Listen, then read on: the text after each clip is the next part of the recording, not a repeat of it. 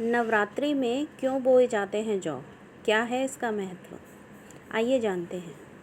नवरात्रि के दौरान माँ दुर्गा के 9 स्वरूपों की पूजा अर्चना, व्रत, उपवास, कलश स्थापना और अखंड जोत जलाने जैसी परंपराएं निभाई जाती हैं। इन्हीं परंपराओं में एक महत्वपूर्ण है जौ बोने की परंपरा, जिसे नवरात्रि का अभिन्न अंग माना जाता है। नवरात्रि का पर्व हिंदू धर्म में बहुत ही पवित्र और महत्वपूर्ण माना जाता है। इस 9 दिवसीय पर्व के दौरान माँ दुर्गा के 9 स्वरूपों की पूजा की जाती है। नवरात्र में घट स्थापना, अखंड ज्योति, व्रत और कन्या पूजन के साथ साथ जौ बोने की परंपरा भी सदियों से चली आ रही है। लेकिन क्या आपने कभी सोचा है कि आखिर नवरात्रि में जौ क्यों बोए जाते हैं?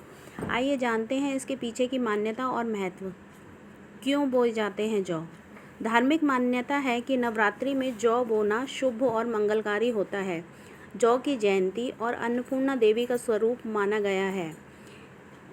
इसे जौ जयंती भी कहा जाता है। जौ के बिना नवरात्रि अधूरी मानी जाती है, क्योंकि जौ का अंकुरण घर में सुख, समृद्धि और खुशहाली का प्रतीक है।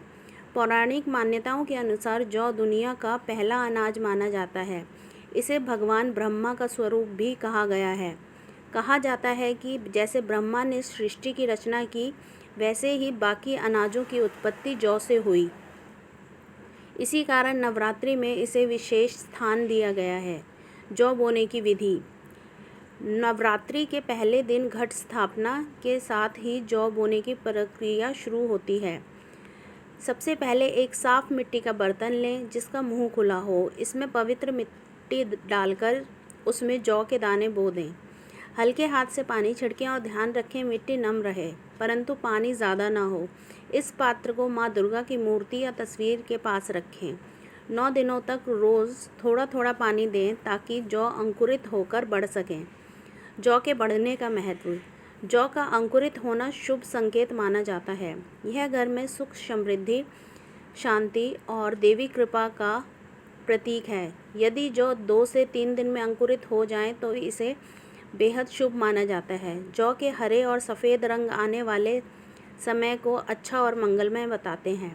यदि जौ आधा हरा और आधा पीला हो तो इसका अर्थ है कि वर्ष का कुछ समय अच्छा और कुछ समय चुनौतियों से भरा होगा। जौ से जुड़ी मान्यताएं। कहते हैं कि नवरात्रि में जौ जितना ज़्यादा और तेज़ी से बढ़ता है, उतनी ही माता दुर्गा की कृपा घर परिवार पर बनी रहती है। नवरात्रि के अंत में उगे हुए जौ को नदी या किसी पवित्र जल में विसर्जित कर दिया जाता है। कई मंदिरों में भी यही परंपरा निभाई जाती है और इसे शुभ संकेत माना जाता है। भविष्य का संकेत। पुरानी मान्यताओं के अनुसार जौ की बढ़त से वर्षा और फसल का अनुमान लगाया जाता था। यदि जौ उचित रूप से अंकुरित न हो तो इसे अशुभ माना जाता था। जय माता दी।